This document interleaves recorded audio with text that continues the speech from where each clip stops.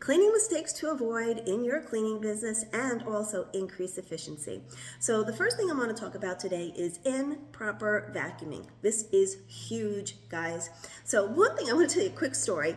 An old customer of mine told me this story. This is a true story that my client had told me.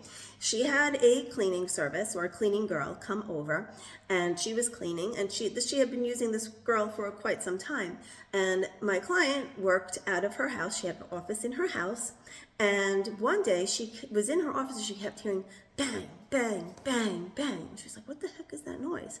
She goes into the living room and she sees the cleaning girl with the vacuum, and like the whole vacuum picked up and was vacuuming the top of the couch with the Beta bar that you vacuum the carpet with, and like vacuum the top of the couch, but slamming into the wall behind the couch.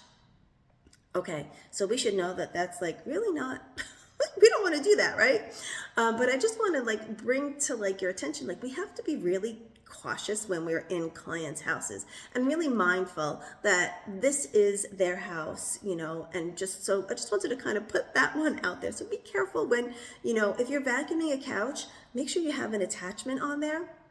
The other thing I wanted to talk to you about too was with those upright vacuums, with the canister vacuums, the cord. So a lot of those canister vacuums have, if you step on the like a little button and it sucks up the cord really fast, right? So a couple of things with that. Please be careful, because number one, it can hurt you. The end of that cord can come flying around. I've gotten whipped with that thing more times than I want to remember. And then the other thing is that can actually damage furniture or, anything that's in your client's house. So I always, before I do that, I hold the end of the cord, the plug actually, and then I step on the thing. So it rolls it up quick and I don't have to worry about getting whipped and I don't have to worry about it breaking or damaging my client's furniture.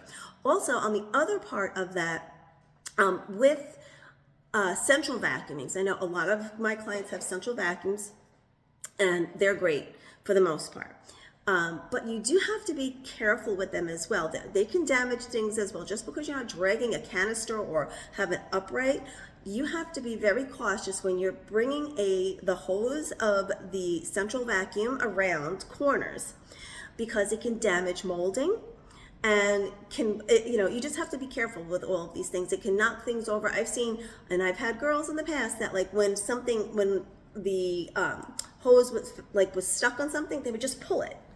Like, let's go see what we're gonna pull and knock over, or what's like in the way first before we go and do this. So always be cautious of doing, if the vacuum's not coming for a reason, then go check it out. But those are just a couple of mistakes. I'm gonna be doing this video series, a bunch of videos I have planned. So just keep watching for more. See you soon.